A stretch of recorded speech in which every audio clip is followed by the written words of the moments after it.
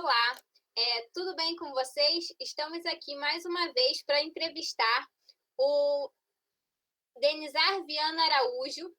Possui graduação em Medicina, residência em Medicina Interna, mestrado em Medicina em Cardiologia pela UERJ. Doutorado em Saúde Coletiva pelo Instituto de Medicina Social na Universidade do Estado do Rio de Janeiro. E ele é professor associado da Faculdade de Ciências Médicas da Universidade do Estado do Rio de Janeiro, UERJ, pesquisador do Comitê Gestor do Instituto Nacional de Ciência e Tecnologia para Avaliação de Tecnologias em Saúde através do CNPq. E ele foi secretário de Ciência e Tecnologia, Inovação e Insumos Estratégicos no Ministério da Saúde, entre os anos de 2019 e 2020. Tem experiência na área da economia, da saúde, atuando principalmente nos seguintes temas: epidemiologia clínica, avaliação de tecnologia em saúde e farmacoeconomia. É um prazer para nós da Liga de Teleodontologia da UERJ receber o senhor para fazer essa entrevista. Mariane, fico muito honrado. Primeiro, queria saudar a todos. É um prazer estar aqui com vocês. Quero agradecer o convite da Liga de Teleodontologia, da Faculdade de Odontologia da UERJ, uma faculdade com muito prestígio, muita qualidade, não só no seu corpo docente, como no seu corpo discente. Sinto-me honrado de estar aqui, de contribuir nessa discussão com vocês. Muito obrigada, professor, pela disponibilizar seu tempo, né? Então, vamos começar com as perguntas que foram separadas aqui. E, assim, qual o maior desafio que foi enfrentado pela saúde pública, que está sendo enfrentado, né, nos últimos anos? Boa pergunta, Mariane. Todos nós, isso não é um problema só brasileiro, todos os sistemas de saúde no mundo, tanto o Ocidente, o Oriente, estão vivendo uma pandemia sem precedentes, que estressa o sistema de saúde no sentido de que está exigindo dos profissionais de saúde e da estrutura do sistema de saúde, UTI, todo o suporte, uma demanda muito grande, em que em algumas situações isso está entrando em colapso. E não é só um problema de países de renda média, países de renda baixa, até países de alta renda, como a Itália. A Itália sofreu isso logo na primeira onda. Sim. Isso em março de 2020, mostrando que todos estavam fragilizados diante disso. Foi interessante, eu estava no Ministério naquela época, ainda compondo a equipe do ministro Mandetta, nós começamos a preparação para isso. E tem um fato interessante, que no primeiro momento não se dimensionou o tamanho da gravidade. Por quê? Porque os primeiros casos surgiram em dezembro em Wuhan, na China.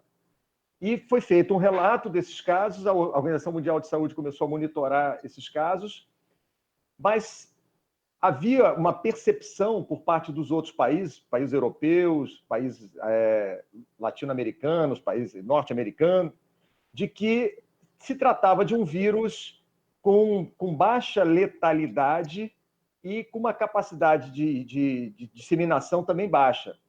Isso, de certa forma, sinalizou que poderia ser algo mais restrito àquele ambiente ali. A China fez um movimento rápido de lockdown, bloqueou basicamente aquela região, aquela província, e reportava, veja bem, uma população de 12 milhões de habitantes, que é o tamanho de São Paulo, naquela região de Wuhan, reportou ao longo dos meses subsequentes uma mortalidade de 3 mil pessoas. Então era muito baixo diante daquele potencial. O que o mundo entendeu? Bom, é algo que vai ser rapidamente combatido. Mas não foi o que aconteceu, porque tão logo isso se disseminou, e é uma característica do nosso tempo, ao contrário das pandemias do século passado, agora ela se dissemina muito rápido. Por quê? Porque uma pessoa pega um voo da China e rapidamente está nos Estados Unidos, está na Europa, e isso dissemina com muita agilidade. Então, esse talvez seja um fator crítico que provocou essa disseminação rápida. E a gente viu, quando ela chegou na Europa, seguindo, imaginando, saiu da Ásia, chegou na Europa Ocidental, Itália, Espanha, França, Reino Unido, fez um verdadeiro estrago. Nós, continente americano, tanto sul-americanos quanto norte-americanos, nós ficamos assistindo isso, achando, bom, vai chegar aqui, vamos nos preparar. E, de certa forma, também foi uma devastação aqui nos Estados Unidos. Se a gente imaginar os Estados Unidos como um sistema com maior estrutura, pelo menos hospitalar, de equipamentos, a maior mortalidade no mundo está nos Estados Unidos. É claro que tem uma população grande, mas para mostrar que não basta ter só um sistema de saúde preparado. Nós precisamos de outras habilidades para lidar com isso. E o que aconteceu? Nós nos preparamos para isso. Num primeiro momento, havia necessidade de quê? De vigilância em saúde. Vigilância é você monitorar, tentar bloquear os casos que estavam chegando, identificar os casos locais para os seus contatos, fazer algum grau de bloqueio. Mas isso rapidamente perdeu sentido. Por quê? Porque a gente já tinha uma disseminação local do coronavírus. Além disso, uma outra etapa importante desse desafio que você comentou, Mariane, para o sistema de saúde, é você preparar o sistema de saúde para tratar os pacientes. A gente sabe que, da totalidade que é infectada, em torno de 20% tem uma gravidade maior que vai exigir uma estrutura hospitalar, não necessariamente UTI. Em torno de 5% vai para UTI, que é o doente que vai entrar em falência respiratória, vai precisar de respirador, UTI, e uma internação prolongada, que é uma característica da doença. Isso estressa muito o sistema, porque existe um limite do sistema de saúde também de receber esses pacientes críticos. Essa era uma preocupação. Por que foi feito, então, toda uma estratégia de tentativa de isolamento social, distanciamento? Era simplesmente para você achatar a curva. Por quê? Você não evitar um colapso. Se chegar muito rápido todo mundo no sistema de saúde, você colapsa o sistema. Foi o que aconteceu na Itália. Foi o que aconteceu em algumas regiões do Brasil, por exemplo, Manaus. Manaus colapsou. Sim. Por quê? Porque você teve um número muito grande de pacientes no primeiro momento. Então, a gente estava diante, olha o desafio, para mostrar o quanto isso é desafiante, de um vírus novo, que a gente não conhecia a história natural dele, mas que a ciência acelerou muito rápido, foi rapidamente sequenciado e desenvolvido testes diagnósticos, tanto o teste que a gente detecta fragmentos, né, do vírus, que é o RT-PCR, quanto os testes sorológicos para avaliar a imunidade humoral, que é a geração de anticorpos, IgM na fase aguda, IgG na fase crônica. Isso foi rápido pelo mapeamento. Mas a gente tinha e tem muito desconhecimento ainda sobre o comportamento do vírus. Agora a gente está lidando com as mutações. Não sabemos qual será o impacto das mutações no nosso sistema de saúde. Além do desconhecimento do comportamento do vírus, nós também nos deparamos com uma condição em que a gente não tinha tratamento, no primeiro momento não tinha tratamento, tinha algumas especulações, algumas plausibilidades, não tínhamos prevenção, a vacina também num tempo recorde foi desenvolvida 10 meses depois, que é um outro capítulo para a gente discutir, e só sobrava o quê? As medidas não farmacológicas, que é o distanciamento social, que é o uso da máscara, a barreira, enfim, isso tudo que foi feito na tentativa de conter ou de minimizar esse impacto inicial. Então, respondendo à sua pergunta, sim, estamos diante do maior desafio do século para os sistemas de saúde e essa guerra ainda não acabou. Nós temos outras batalhas estão surgindo agora. Eu acho que a mutação é a principal batalha nesse momento. Com certeza. A Covid-19 não é a primeira pandemia infecciosa em proporção mundial. Como o senhor mesmo falou, tivemos outras, mas a situação que a gente vive pela globalização, pelo rápido acesso que a gente tem a meios de transportes aéreos que nos fazem estar em um lugar e daqui a pouco já em outro, então já existiram outras, mas na proliferação, né, do Covid-19, tornou um grande desafio para a humanidade, até mesmo por conta desse fato. De acordo com o Ministério da Saúde, o Brasil já teve quase 10 milhões até as 6h30 do dia 9/12/2021. Não minimizando os óbitos que ocorreram, qual o legado que a pandemia deixa para a saúde do país? Boa pergunta, Maria. Porque, apesar de ser um pouco clichê, todo desafio, todo problema, ele traz um legado. E certamente essa pandemia também vai deixar um legado. Eu queria primeiro falar que um legado importante que a gente vivenciou no Brasil foi a solidariedade de pessoas e das empresas. Sim. De uma maneira sem precedentes, nós vimos o engajamento das empresas ajudando no desenvolvimento, e eu estava no Ministério nessa época, de retificar os respiradores. Várias empresas que nem são do ramo da saúde entraram na linha de produção, de produzir respiradores, porque a gente não conseguia comprar respirador, o mundo inteiro querendo comprar respirador de dois fornecedores, China e Índia. Esse é um outro aprendizado, a gente não pode ter essa dependência dos insumos, e o mundo inteiro ficou dependente. Então, nós temos como primeiro legado a solidariedade das pessoas e a solidariedade das empresas. Isso é inegável, nós vimos a mobilização mundial, algumas fundações que já têm essa tradição, a Fundação Bill e Melinda Gates, na questão do acesso às vacinas. Então, isso é importante, porque ficou claro para a sociedade, de uma maneira geral, de que se não houver uma união de esforços, a gente não vai vencer isso. Então, esse é o primeiro ponto. O segundo legado, mais técnico, é a importância da ciência e tecnologia. Se há algo que vai nos tirar dessa pandemia, é a ciência e a tecnologia. É isso que vai nos ajudar a enfrentar, e é o que está dando a resposta. Nós temos várias vacinas em desenvolvimento e outras, quase uma dezena já disponível. Era inimaginável no início dessa pandemia que a gente já tivesse vacinas em menos de um ano no curso dessa pandemia. Esse é um ponto.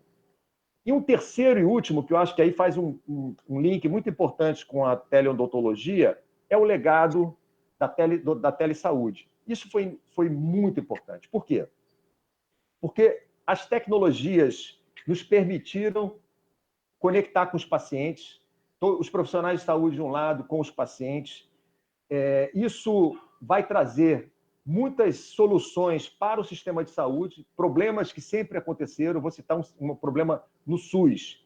O SUS ele é organizado na atenção básica, né, atenção primária, que a gente chama de média complexidade, que é o acesso ao especialista, alguns exames mais complexos, e a alta complexidade, que ele vai precisar de um transplante, de um hospital e assim por diante. Nós temos um gargalo importante no SUS, que é a média complexidade.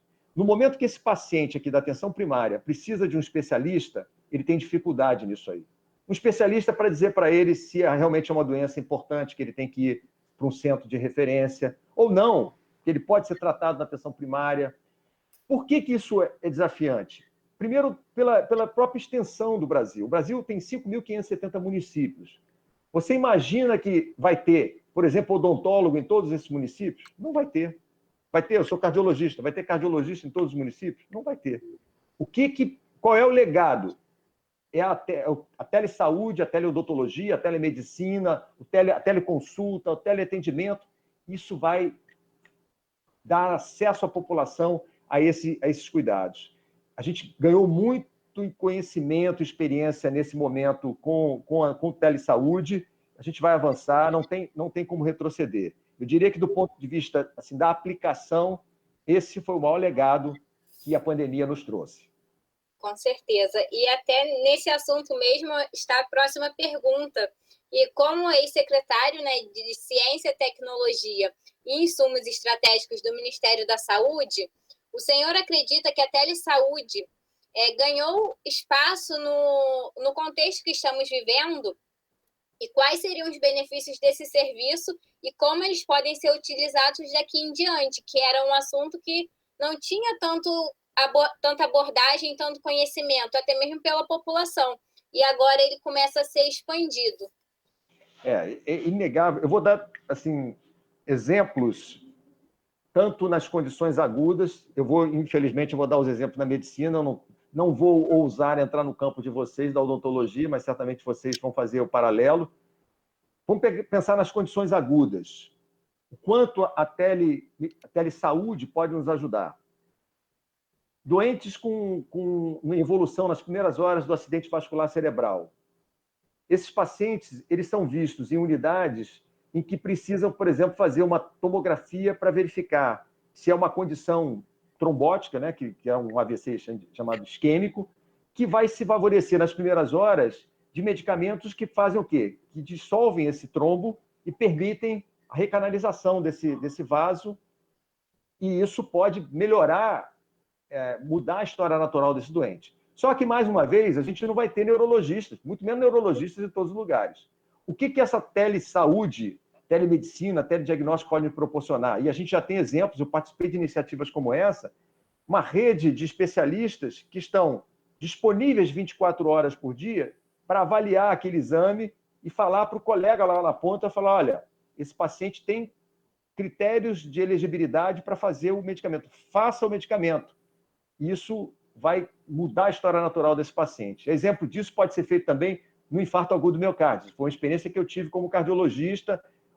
As unidades do SAMU, que são aquelas unidades móveis de atendimento pré-hospitalar, em que você faz o eletrocardiograma, envia o laudo, envia o traçado para uma central, lá um médico, cardiologista, intensivista, dá o lá, olha, é um infarto agudo, com supradesnivelamento do segmento ST. Faça o trombolítico agora aqui, leve esse paciente, eventualmente até para uma angioplastia primária, quando for necessária.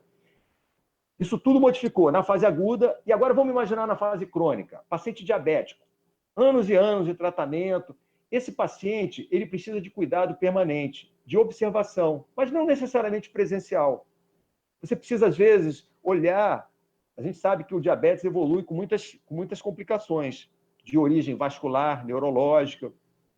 E a gente tem que acompanhar, por exemplo, o que está acontecendo com uma ferida no pé. Por quê? Porque uma pequena ulceração no pé do diabético pode evoluir rapidamente para uma gangrena e a necessidade de uma amputação.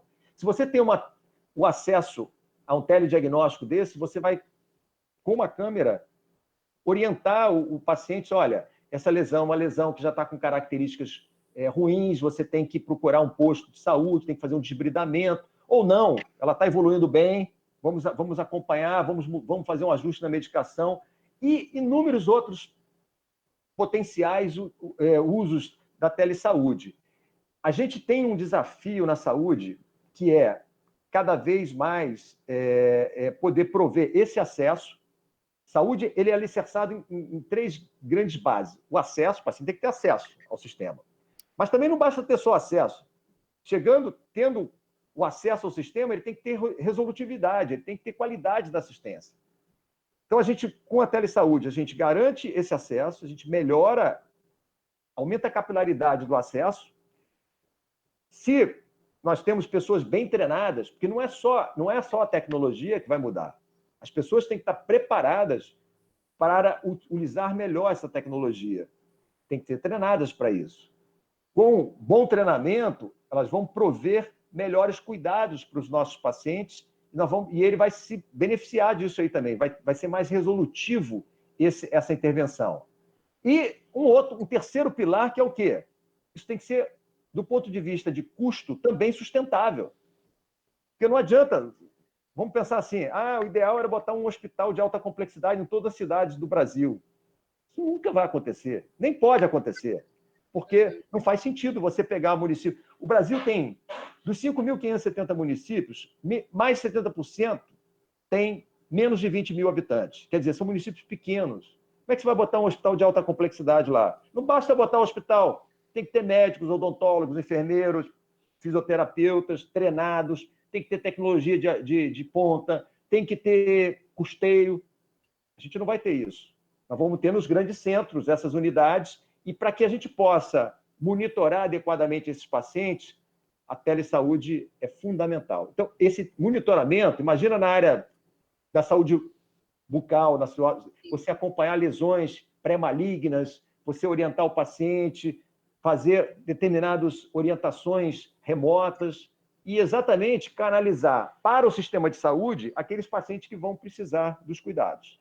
Então, é um impacto enorme, mas, mais uma vez, lembrando, e eu acho que a UERJ tem muito a contribuir. A UERJ tem um histórico de telesaúde de anos e anos, vai dar muito apoio ao sistema de saúde de prover não só profissionais de alta qualidade, como já tem, mas também do uso melhor dessa tecnologia. Sim.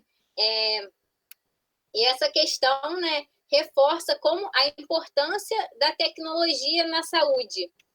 E, assim, como que isso é importante para a promoção de saúde para a população. Como é uma grande ajuda, assim, principalmente em áreas remotas. E a próxima pergunta fala sobre a perspectiva do uso da tecnologia na promoção de saúde. Qual é a imagem do futuro que temos à frente? Seria uma opção para diminuir fake news? Boa pergunta também, Mariana. A gente tem que... Você sabe que educação ela tem um impacto enorme na saúde.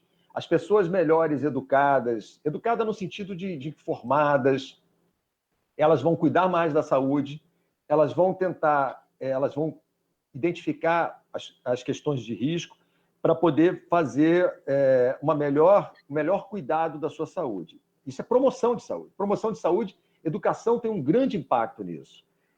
E, mais uma vez, essas tecnologias, elas possibilitam, primeiro, levar informação de qualidade a essas pessoas, à população. Como é que você combate a fake news? Levando informação de qualidade através de veículos confiáveis. O Ministério da Saúde é um veículo importante que tem que levar, a população tem que confiar naquele canal. As universidades, como o UERJ, Universidade Federal do Rio de Janeiro, as universidades no Brasil, são também lugares que têm geração de conhecimento de qualidade e que podem fazer esse contraponto.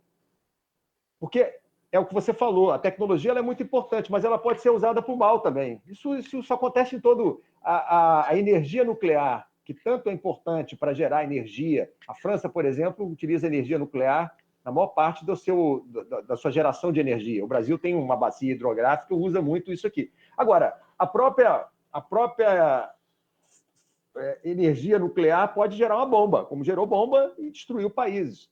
Então, o uso da tecnologia ele vai ser sempre passível também de um uso para o mal. O que nós temos que fazer como profissionais de saúde é cada vez ofertar mais para a população, através dos canais reconhecidamente legítimos, informação de qualidade. E mais ainda, informação que a população compreenda. Porque não adianta a gente ficar discutindo, falar assim, vou falar da imunidade humoral, imunidade celular, citocinas. A população não vai entender isso. Tem que transformar essa comunicação em algo que seja palatável para que o indivíduo entenda o que ele tem que fazer. Usar os veículos, usar as pessoas que são pessoas confiáveis nessa comunicação. Esse talvez seja a forma de combater. E cada vez o Ministério da Saúde fez um trabalho, eu estava no Ministério também nessa época, de combate às fake news, que foram muitas em diversos momentos, mas que para mostrar para a população que não dá para confiar em tudo. A gente não pode abrir a internet e achar que tudo que está ali é verdadeiro, é confiável. A gente tem que ter sempre um senso crítico. Nós, profissionais da área de saúde, a gente já desenvolve isso. Nós temos é da nossa natureza ter o senso crítico.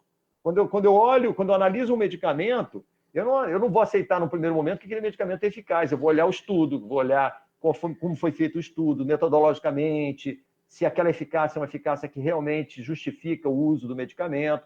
Tudo isso vale também como um senso crítico para as informações de uma maneira geral. Se a gente já sabe que existem canais sensacionalistas que usam essa informação muitas vezes para deturpar e para confundir a população, isso é muito danoso.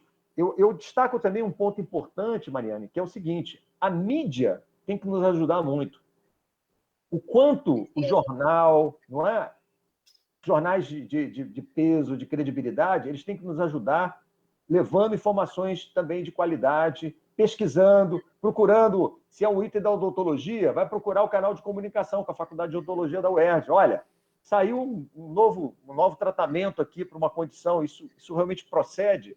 Escute as fontes corretas. A gente tem que educar mais. E nós temos que estar, como profissionais de saúde, disponíveis para esses canais da mídia para poder orientá-los. Eles precisam da gente para levar informação de qualidade, porque eles têm um impacto muito grande. Televisão, internet, a mídia que está nos jornais, nas revistas e assim por diante. Sim, com certeza. Nós agradecemos ao senhor por ter disponibilizado o seu tempo para estar aqui, né, respondendo algumas perguntas, esclarecendo algumas dúvidas. E é muito importante tudo o que aprendemos neste momento sobre telesaúde, sobre a situação atual da saúde pública, né, no Brasil, e como que podemos fazer para melhorar a questão de fake news e também de promoção de saúde. Foi um prazer enorme estar recebendo você aqui. Nós agradecemos e espero que em breve a gente possa estar nos reunindo novamente, né, para mais projetos assim. Muito obrigado, Mariane. Conte comigo, foi um prazer disponibilizar esse tempo e compartilhar com vocês. Obrigada.